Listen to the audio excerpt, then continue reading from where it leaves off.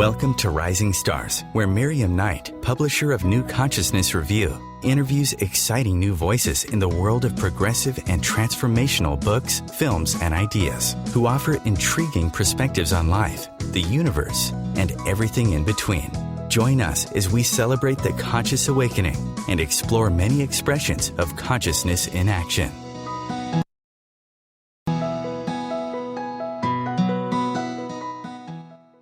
To Rising Stars. Our guest today is Lawrence Swaim. Larry is the executive director of the Interfaith Freedom Foundation, a nonprofit established after 9/11 to oppose bias against religious minorities and to advocate religious liberty for all. The IFF is especially engaged in opposing the growth of Islamophobia in the U.S. Swaim has a long history of progressive involvement, including 10 years of union politics with the postal workers. He served for 25 years as a counselor in residential treatment programs for clients suffering from emotional trauma, addictions, and chronic mental illness. He's also written 3 novels and writes a regular column on religious liberty issues. He's written a trilogy of books on aggression, trauma, and systemic evil. His latest book in the trilogy is called How Finkelstein Broke the Trauma Bond and Beat the Holocaust.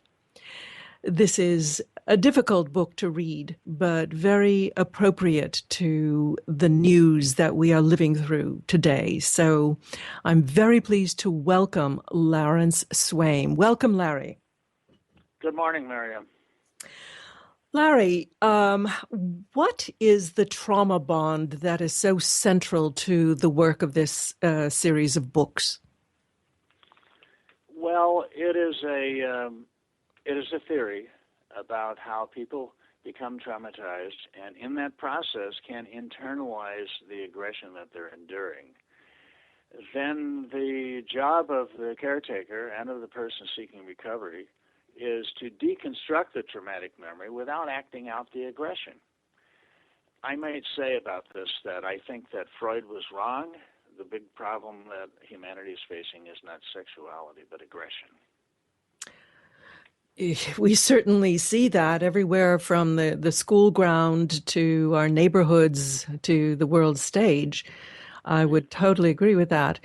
How is this any different from I think it's called the Stockholm Syndrome, where people, no, I forget what the syndrome is, where people in the concentration camps started to identify with their captors? Yes. Well, actually, I have a chapter on that in Trauma Bond, the second book in the trilogy. You've got it right. It's the Stockholm Syndrome, but it refers to the fact that a group of people were taken hostage. They were in this hostage situation and in Stockholm, and they started to identify with their captors. That is, they started to identify with the people who were holding them captive and actually treating them very badly. But that's a bit of a different situation. We know that people in a hostage situation will identify personally with the aggressor.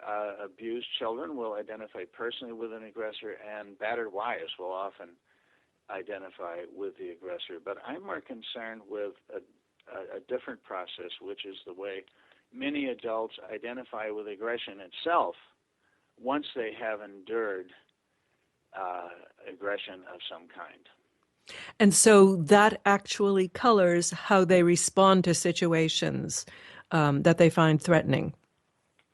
Well, it does. I found that, and this may be changing, but I found that women who have internalized aggression very often act it out against themselves, whereas men tend to act out the aggression that they've internalized against others. In fact, men will very often start to identify with, develop a patriarchal worldview and start to identify with violence in the society, violent movements or violent governments, whatever. So it becomes very problematical. And the people who have these emotional orientations as a result of enduring violence themselves aren't really completely aware of it. You know, they know that something in their personality has changed, but they can't really put their finger on it. Now, the aggressions, the interplay of aggression in the Middle East that we're experiencing, whether through the Islamic State or in the Arab-Israeli conflict, or even among the Arab states and within the Arab states, is kind of central to your book. And you're in the unusual position of having both a Jewish daughter and a Muslim daughter. How did that happen? How did that play out in your family? And how did you extrapolate from that? Well, I can tell you it does have a way of getting your attention. You know, when you stop and look at this drift towards worldwide religious war that so many people seem to be invested in. I do have a Jewish daughter. I do have a Muslim daughter. They get along just fine. They have the same values, but they come from different places, and it's beyond tragic what is happening when there are individuals who are deliberately exacerbating these tensions. If I may just give an example, you will notice that Prime Minister Netanyahu almost invariably refers to the Holocaust when he speaks publicly, when he speaks in front of the United Nations or elsewhere. In fact, that's usually the first thing he does. And he does that in domestic affairs within Israel as well. And I believe that he and the people in his party are invoking a traumatic memory in a very deliberate way. They wish to, it is axiomatic that the aggressor invariably thinks of himself or presents himself as a victim. Even if he may have been a victim at one stage, he's holding on to that victimhood to justify his own aggression. Yes, that is correct. The idea is you're a victim, then you become a survivor. And I would say that's not enough. You have to go to a third step, which is to become a protagonist in your own life. And that enables you, hopefully, to criticize governments or movements or individuals who are essentially demagogic. The book contains a number of stories of people who have gone through what you would call systemic evil, who have experienced labor camps or torture, but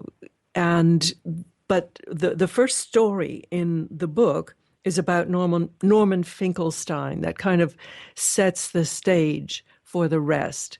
Can you tell us briefly how that kind of life story of Norman Finkelstein colors the rest of the book? Well, Norman Finkelstein is a prophetic voice within American cultural life, and his story is quite disturbing in a way because he's now under a kind of de facto blacklist. He's not able to teach in any university.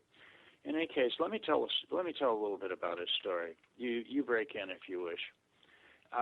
Finkelstein's parents were both Holocaust survivors. His father could never talk about it. His mother, on the other hand, talked about it all the time. And she did something else. She regularly compared what had happened to her in Poland, in Auschwitz, or in the labor camps, to things that were happening around her. And she was very aggressive in pointing out the way that systemic evil gets started in society and the way it could get started in the United States. So Finkelstein was very lucky in that respect. He grew up with a strong sense of evil, but an equally strong sense that humans can and should fight systemic evil. And his mother was a terrific role model in that sense because she was always demonstrating with her life that she can resist and oppose even the strongest forms of evil. And I might add, she never allowed her traumatic memory to guide her behavior, but was instead always talking about the aggression she saw in American society in the present moment. That's very, very important in overcoming a traumatic memory. You have to talk about what happened, and you have to try to look at the world around you and see how it applies to that world. It's a might form of also making say. sense of it. Yeah, it's a way of making sense. She was, and many, it hasn't been until relatively recently that people begin to understand intergenerational, transgenerational, or historical trauma. But the trauma of the Holocaust can create symptoms in up to 3 generations after the original trauma. And I can't say that Norman Finkelstein was a victim of that, because he wasn't a victim of any kind. But it was always present, and because of his mother's outspoken nature, he learned at an early age how to recognize it, how to deal with it, and how to manage it without acting out the aggression that is ensconced in it. He was a very gifted teacher and and scholar, in fact. Yeah. Well, let me refer to some turning points in his academic career, because it's quite interesting. We have just 1 minute before we go to break, so keep that in mind. Yeah. When he was in Princeton, he stumbled upon a book that was the fashion at that time, which was being celebrated by the cultural elite in America, and discovered that, in his opinion, it was fraudulent. He called it a hoax. I'm referring to the Joan Peters book from time immemorial. So he decided to write his PhD thesis on it, and he did, and submitted it, and they refused to read it, they being the academics that were guiding him. Mm-hmm. He went to another department in Princeton, they refused to read it. And at a certain point, he realized that he was dealing with a social pathology, not just a particular book. But interestingly, they graduated him without ever reading his PhD thesis. It was just that scary. Interesting. Can you imagine? You're going to have to come back stay with us until after the break to find out what was so scary about his PhD thesis. We're speaking with Lawrence Swaim, author of How Finkelstein Broke the Trauma Bond and Beat the Holocaust. We'll be right back after these messages.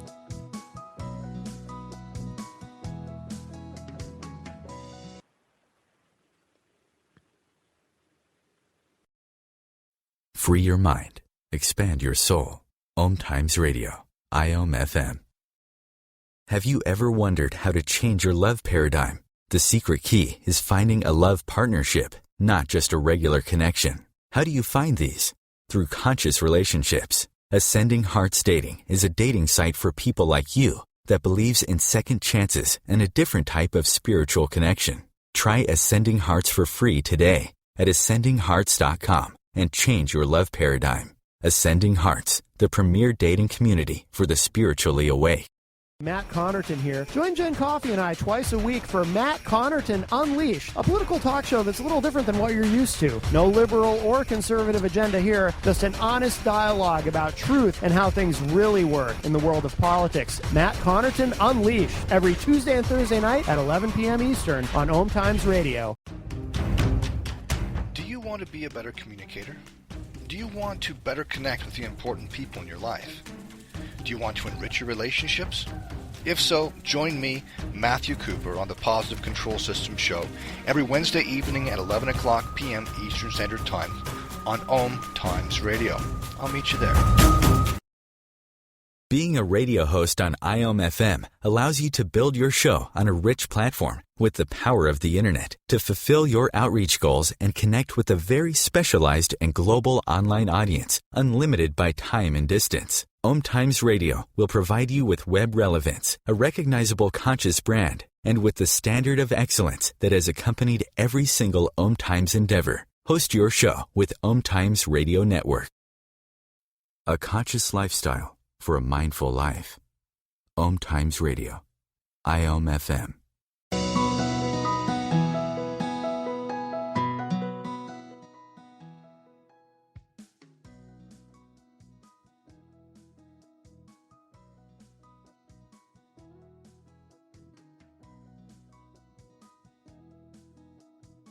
Which got him a PhD, but alienated him from the academic establishment. What was that all about? Yeah, it's the ones in Princeton, at least, because he found a number of mistakes in the book, and the book was being in the so Peters celebrated. book. Yeah, in the Peters book, yes. and the book is being so celebrated. Apparently, there was so much trauma attached to the whole business. I think you need to tell our listeners what the book was about. Yeah, Peters maintained that there was no such thing as Palestinians. There were just some people who were passing through, basically job seekers. And if that is true, then nobody has to worry about the Palestinian problem and the problem in Israel-Palestine. So it was like an apologia for the sort of ethnic cleansing that took place before the War of Liberation and before and during the War of Liberation in 1948, yes? Yes, it completely denied that there was any ethnic cleansing, and also if there weren't any Palestinians, you didn't have to worry very much about Palestinian claims because, after all, there were no Palestinians. Mm-hmm. So her claims approached the frivolous, and there was something terribly wrong with the footnotes. About 80 footnotes were all falsified in one way or another. I think it's enough to say that most experts dismissed the book. But then the question is, why was it so terrifying to those academics at Princeton who should have been able to talk about it? So I'd like to go on to his next book, if I may. Sure. Okay. The next book was even more, he became, I think, very interested in things that people can't talk about. Maybe he would not have articulated it this way, but most prophets tend to speak about the unspeakable. His next book was The Holocaust Industry, Reflections on the Exploitation of Jewish Suffering. In this book, he studied in detail the activities of some high-profile, very powerful individuals who maintained that the Swiss banks were withholding money from Jewish victims of the Holocaust. And it sounds like it could happen. It sounds feasible. But they ended up collecting several $billions from governments in Europe, and it wasn't dispersed to Holocaust victims at all. And that was the promise in the beginning. They would collect this money and they would disperse it to Holocaust victims, many of whom lived in poverty, and they didn't do that at all. Instead, they used it to fund various programs. Some of it was pocketed by the principal players, or it was used in various programs that oppressed Palestinians, or it was pocketed by attorneys. He really stumbled upon something that needed to be talked about. But again, nobody was able to talk about it in America. Now, outside America, it was reviewed everywhere. Like he made a tour in Germany, and everywhere he went there overflow crowds that wanted to hear about it. The London Times called it the most explosive book of the year, but in America, nothing. Why do you think that was? Because it was just too traumatic, really. I can't explain the behavior of the people that participated in what really looks like a kind of scam. I can't explain why they did that. Do you think it was a kind of political correctness on the part of academia, kind of a guilt that America never spoke out during the Holocaust and for many years wouldn't accept refugees where they might have saved many? Absolutely. And it is axiomatic, actually, that anybody who becomes involved with the Holocaust and for fundraising purposes or for political gain, it just distorts everything. But we know that it's a little bit more than political correctness because if I could move to his career as a teacher at DePaul University, he's teaching there from 2000 to 2007, and he's denied tenure after a major attack by the Israel lobby. And after he's denied tenure, then comes this de facto blacklist, which still prevents him from teaching in higher education. And it didn't happen because he committed a crime. He didn't abuse any students. He didn't abscond with the cafeteria money. All the things that if people could be charged. It was just the things that were in his books. And interestingly, nobody denies their factual correctness. Nobody denies his facts. They just criticize the fact that he exposed those facts. Mm-hmm. I think what was... Can you imagine the enormous fear that might be generated by this sort of thing? I think what was interesting was that there was a lot of criticism in Israel about the same books that Finkelstein was criticizing, whereas the American academic scene, and I think you mentioned Alan Dershowitz, a Harvard professor, as being as having come out with his own book that lifted much of the Peters material, and that Finkelstein demolished, thereby making him an implacable enemy. And since Dershowitz was kind of behind or a central figure in the Israel lobby, that got the whole lobby down on his back.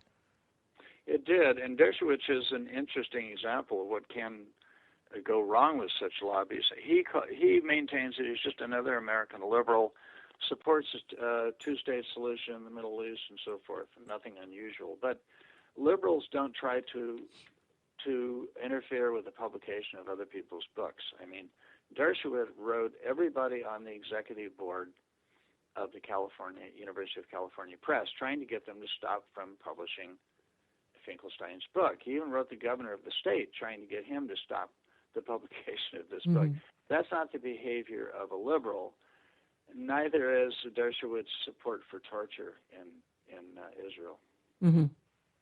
But he maintains that he's a liberal. He's actually, I would say, close to being a neo-fascist.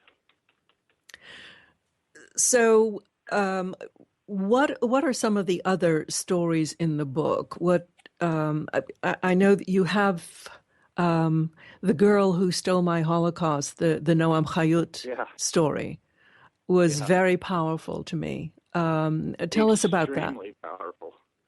Well, here's a guy, a nice guy who's raised in what passes for normalcy in Israel. It's a state that considers itself to be sieged, so there's a lot of aggression flying around. But he grows up. He tries to be an honorable person.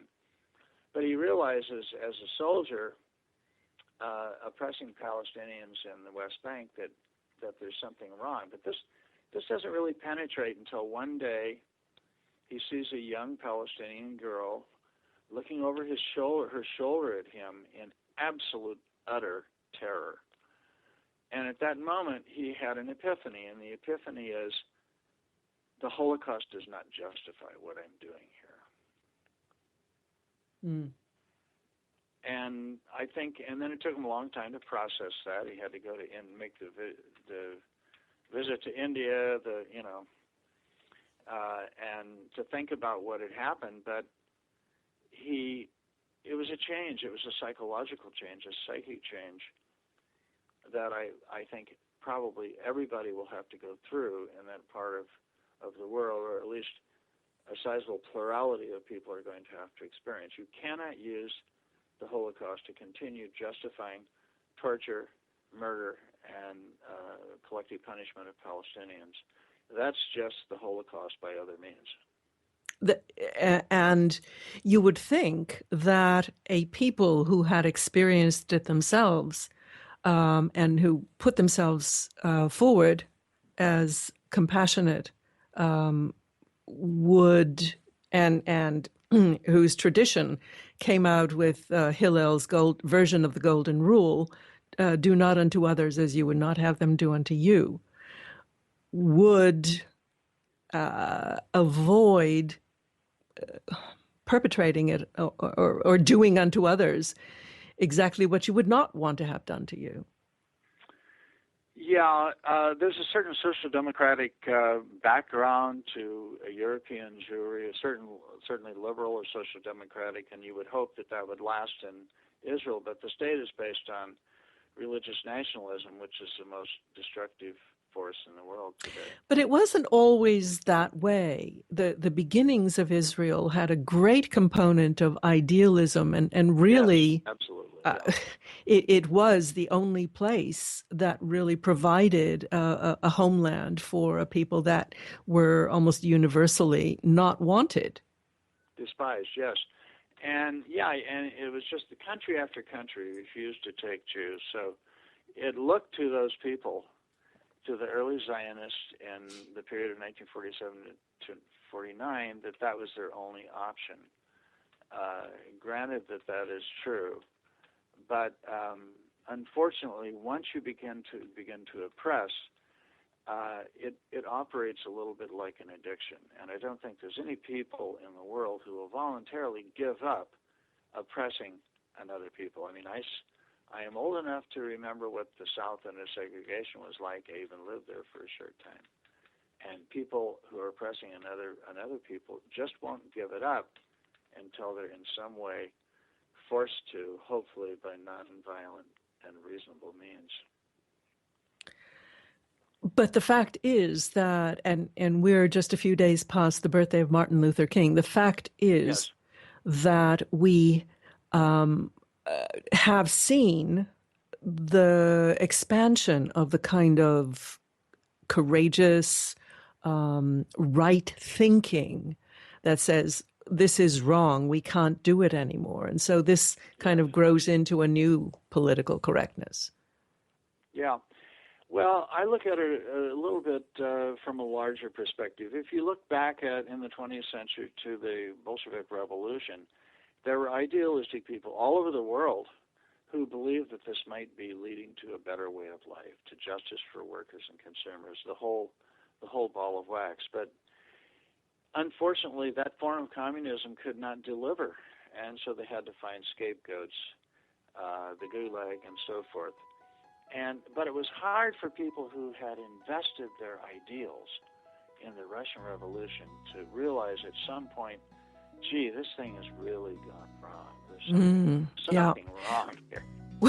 Well, we're going to have to pick up that theme when we come back from break. We're speaking with Larry Swaim about how Finkelstein broke the trauma bond and beat the Holocaust. Stay with us.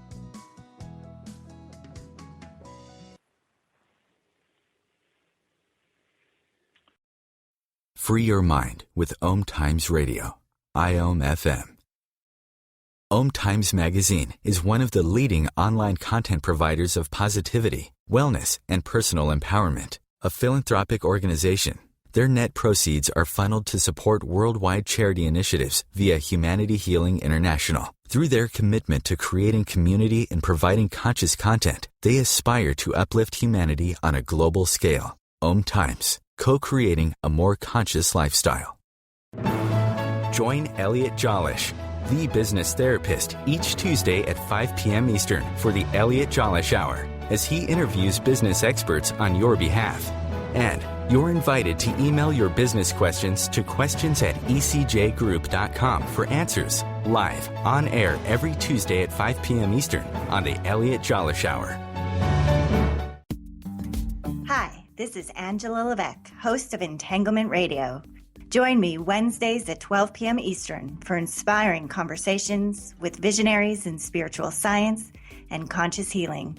Entanglement Radio, Wednesdays at 12 p.m. Eastern. Transcendent talk for the conscious mind.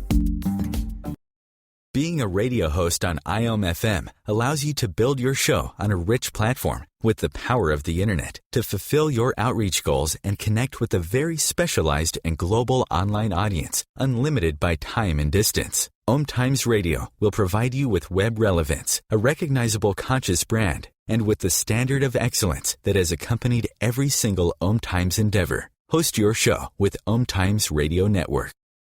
Connecting you with the best of the conscious minds in the world. OMTImes Radio. IOM-FM.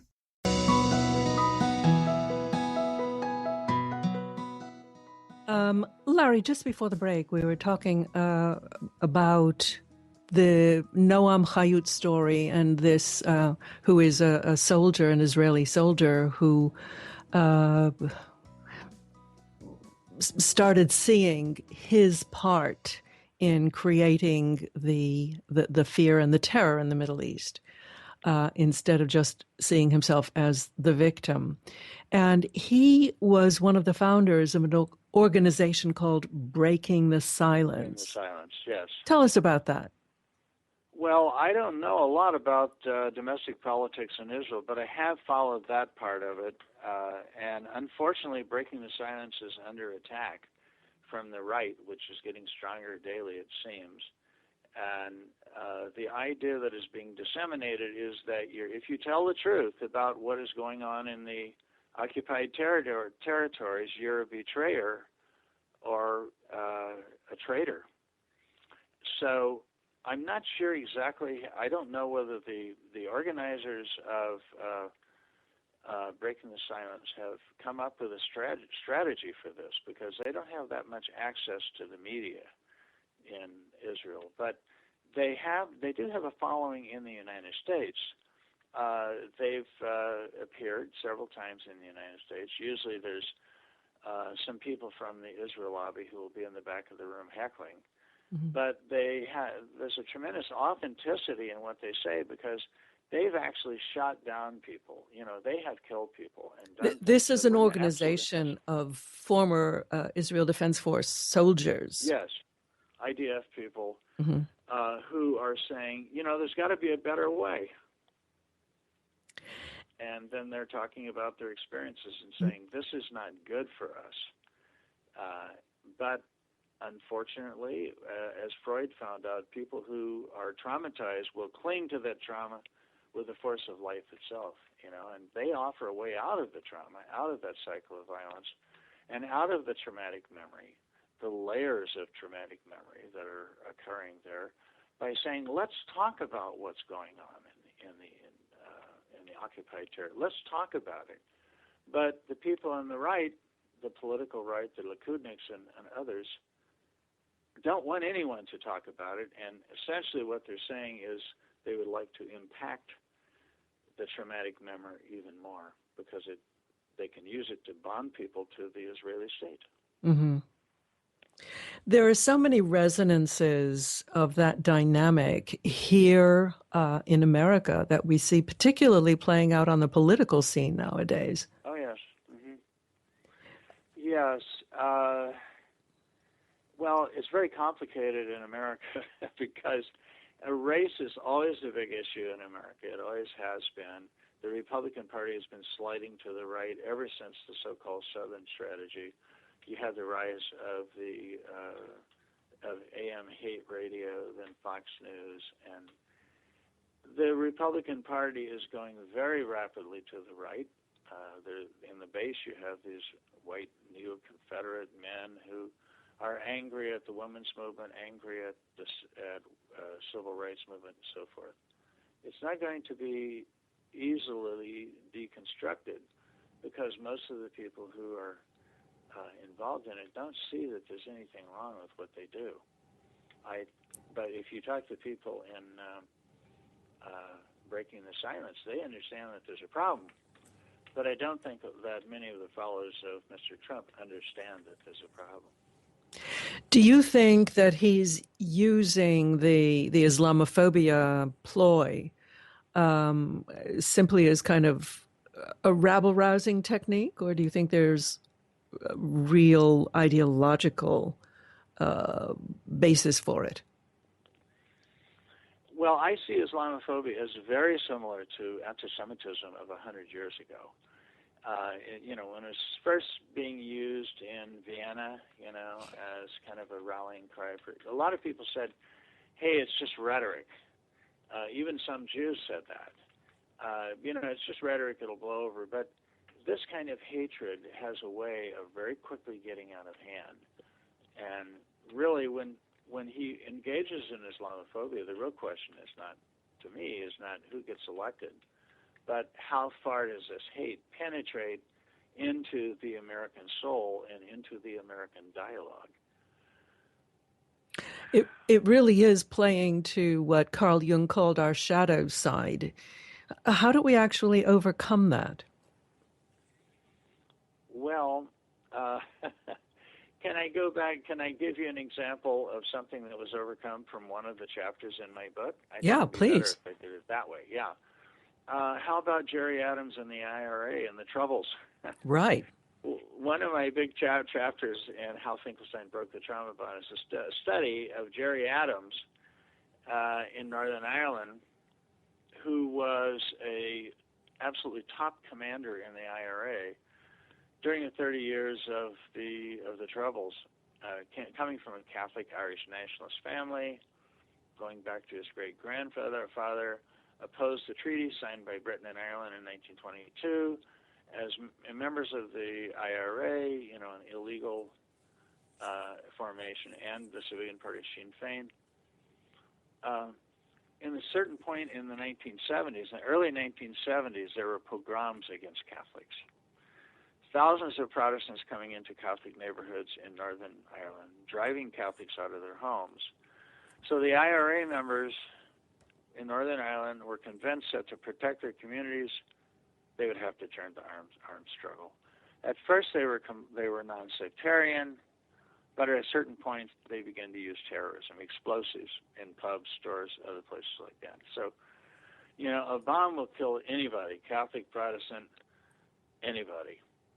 And furthermore, the people killed were mainly civilians. So if you look at the history of Ireland as mainly a traumatic one, going back 800 years, this was just another layer of trauma on top of an already traumatic history. So there came a certain point in the Civil War. First of all, there was something absolutely nightmarish about it. It was a very small place. People are killing each other every day for 30 years in these little narrow streets. In the past, Irish culture tried to deal with this with music, poetry, storytelling, religion, and sadly, with alcoholism. But as this war went on, it became so burdensome to everybody that at a certain point, people had to consider a separate way, some kind of different way. There was an intense fetishization of violence, a death worship. There was even a fetishization of the Armalite rifle, which was being used by the IRA volunteers. But things started to change when Jerry Adams conceived the idea at one point of allowing popular commanders to run for office. He allowed Bobby Sands to run for office, even as he was dying on a hunger strike, and he won the election. But he died. His funeral attracted almost every able-bodied Catholic in Northern Ireland. So Adams took a look at it and realized that IRA volunteers could run for office at the same time they were conducting urban warfare. And that through that door, they began to think about other ways that they could try to get their point, and to make their point rather. At a certain point, IRA and Sinn Féin realized they could win enormous prestige by leading a movement toward peace.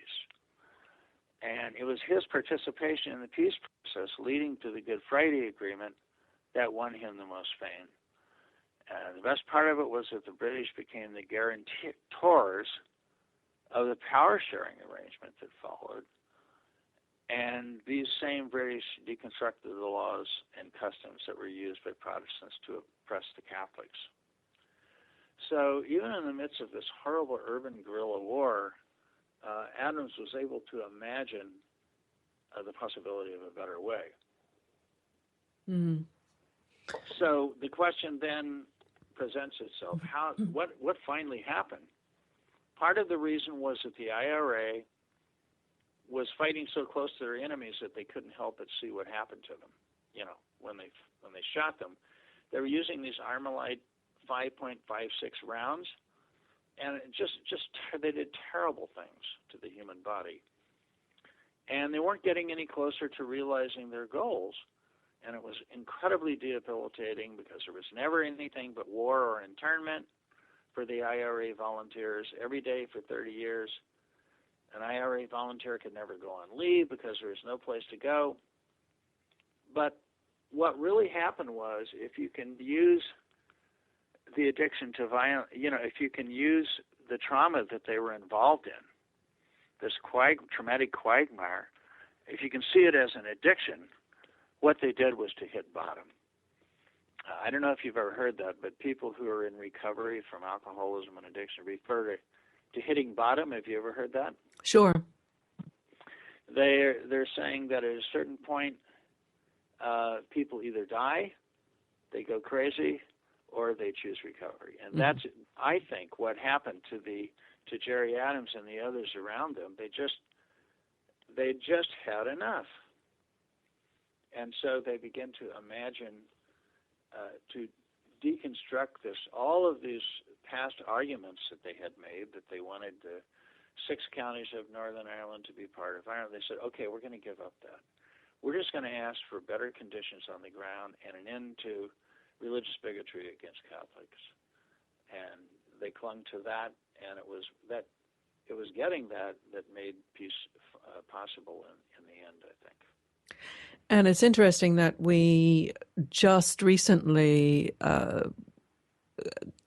signed a peace treaty or some form of an agreement with the Iranian state, and the right wing is screaming out against it. But until you start talking at some level, all you're doing is perpetuating the status quo. Yes, and let me just mention that the way to deconstruct traumatic memory, like a trauma bond like this, is a 2-step method that I propose. It couldn't be simpler. The way you get rid of a traumatic memory or a trauma bond is first you talk about what happened in the original traumatizing events, and then you talk about it, and then you get involved in some kind of humanitarian effort that is in some way connected to the original traumatizing events. And they did that. They sat down in these negotiating sessions. They talked about what had happened, and then they had to go out and engage in power sharing with these guys that had been shooting at them before. Well, we'll pick that theme up when we come back from break. We're speaking with Lawrence Swaim, how Finkelstein broke the trauma bond. We'll be right back.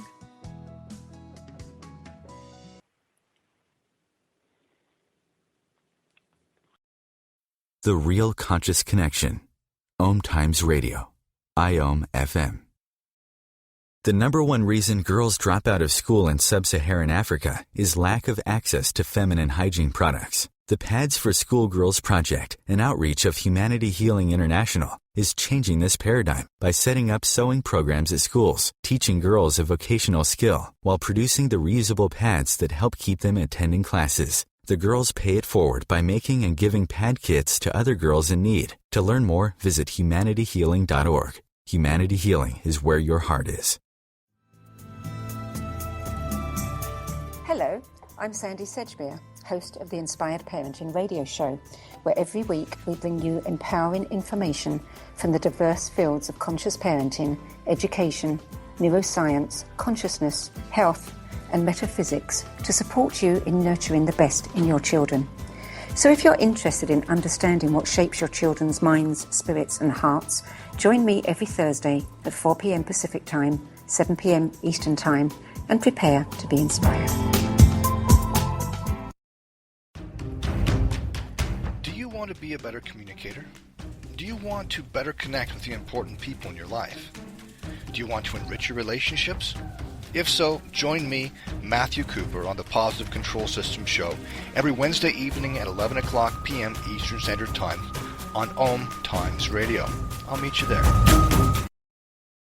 Host your show on IOM FM, the radio network of OMTImes Media, one of the more recognized brand names in the conscious community, and is backed by the extensive marketing reach of OMTImes. Hosting a show on IOM FM immediately connects you with our extensive dedicated community. The best of holistic, spiritual, and conscious world. OMTImes Radio. IOM FM.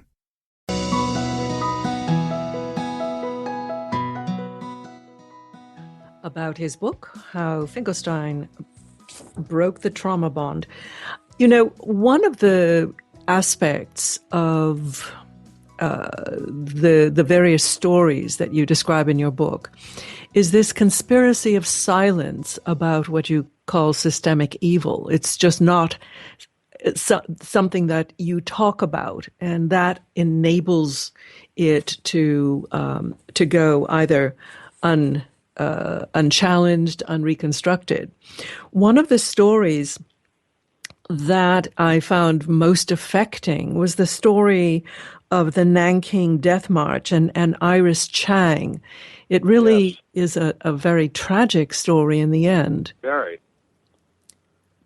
Tell us about that. Well, I had a whole book of stories of people that were able to break the trauma bond, but I thought that I should give an example of an individual who was not quite successful in doing that and lost her life in the effort to do so.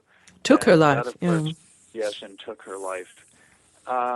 That, of course, is the brilliant Iris Chang, who is very well known in the Bay Area here, whose tragic story is very well known.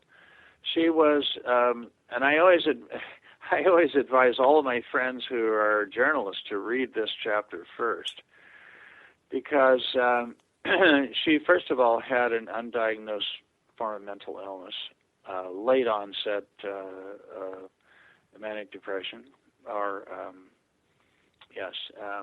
which she got at the age of 35, or which became apparent to her and others at the age of 35. But she also felt obligated to write about the massacre that you referred to.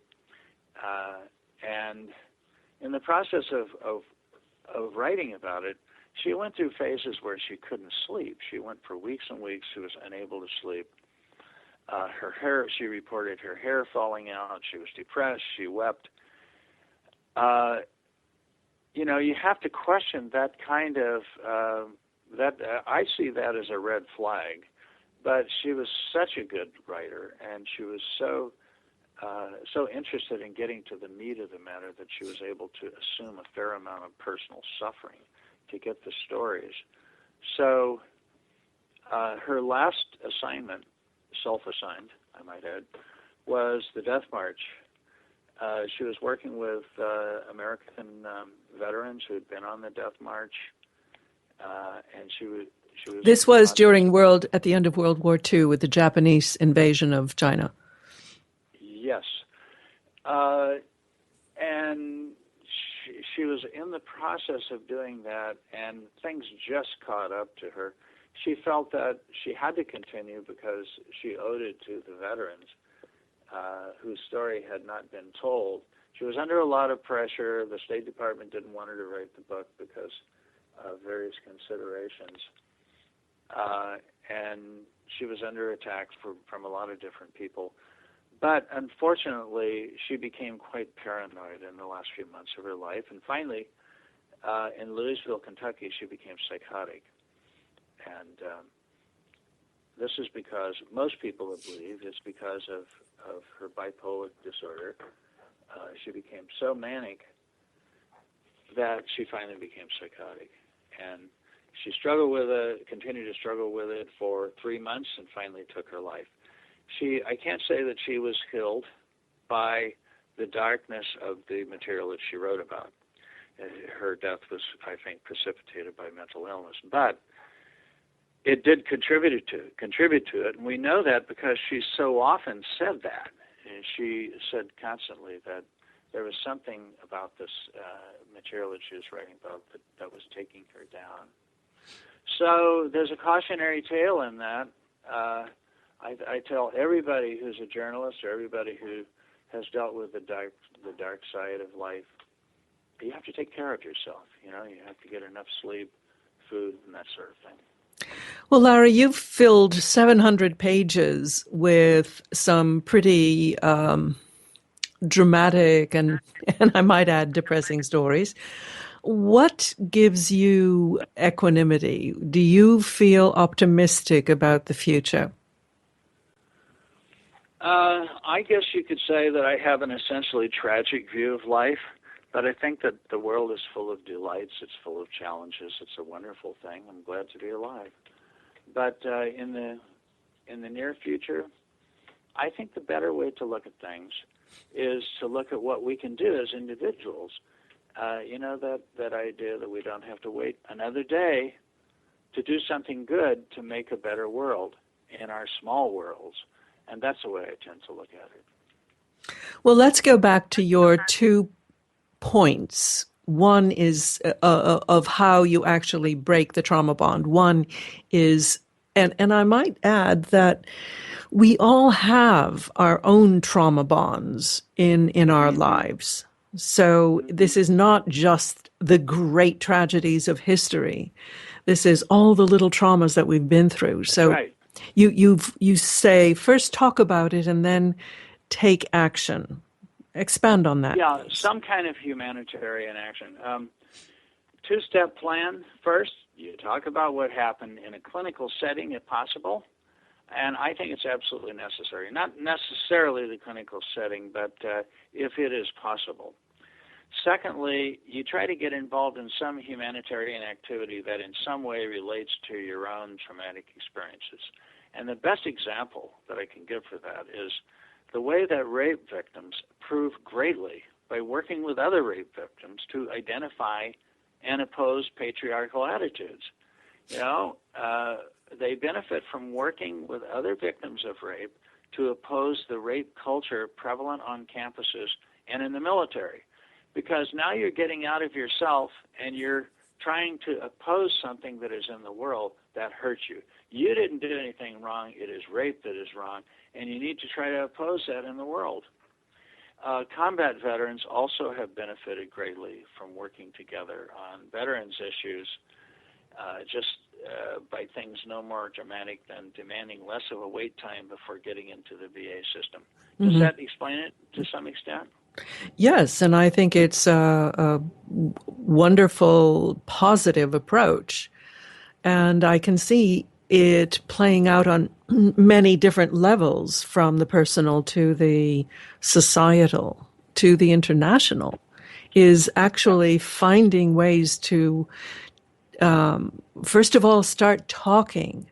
I might add to the talking the word listening, because that's one of that's something that we do too much of, too much talking and too little listening.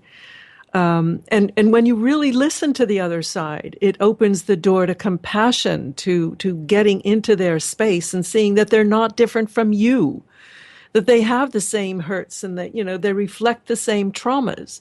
So the only way to break the trauma bond that both unites and divides us all is to take that positive humanitarian action in whatever sphere of your life that you can conceive. Oh, I agree completely. Could I just define the word evil for a moment? Please.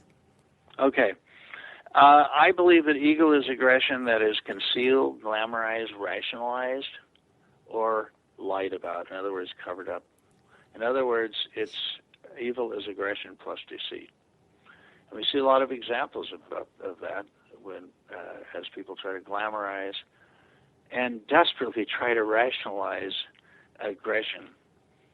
And I would say also that when the state acts out the aggression, it becomes then systemic evil when that aggression reaches that point. An interesting part of that is when the state acts out aggression and attempts to conceal it, that state will often invoke a shared traumatic memory. And that state will claim that the memory and the fear of it being repeated can only be managed by more aggression. Wrong. That's the wrong way to manage traumatic memory. One observable constant in the economy of aggression is that aggressors almost invariably present themselves as victims. It's interesting. You talk about the Holocaust. Here in America, our Holocaust was 9/11. And how often has that been brought up as the justification for actions that we know in our hearts are not right? Yeah, I'm not so sure that it is brought up that much anymore. People who want to justify Islamophobia very often go to the right-wing websites, and they have a whole set of talking points about why we should hate, why people should hate every Muslim. And it's an example usually of what I call the near-far fallacy. You know, they want to cite horrible things that Muslims have done overseas, and then they want to use that as a justification for hating that poor Muslim family that lives next to them, you know, on their street. But that really doesn't wash. We have to look at every case by itself. There are good people and bad people in every group, and it is that horrible tendency to generalize because, let's face it, people are full of aggression. They're full of anger. Indeed. They want to blame somebody. So, Larry, is there a website that people can go to? I would refer them, no, not at this time. I'm going to be introducing a website probably about March. But I would suggest that they try going to my book because there's a lot of meat in that book. There certainly is. some very interesting stories, and I don't think it has to all be depressing. Yeah. Well, that brings us to the end of our show. I want to thank Lawrence Swaim, author of How Finkelstein Broke the Trauma Bond and Beat the Holocaust. Very fascinating book. Thank you, Larry, for being with us. Thank you, Mary. And I hope you'll join us next week. In the meantime, do visit New Consciousness Review, and my website is ncreview.com. And we have a wonderful magazine and our archives. Thank you for listening. Much love. Goodbye.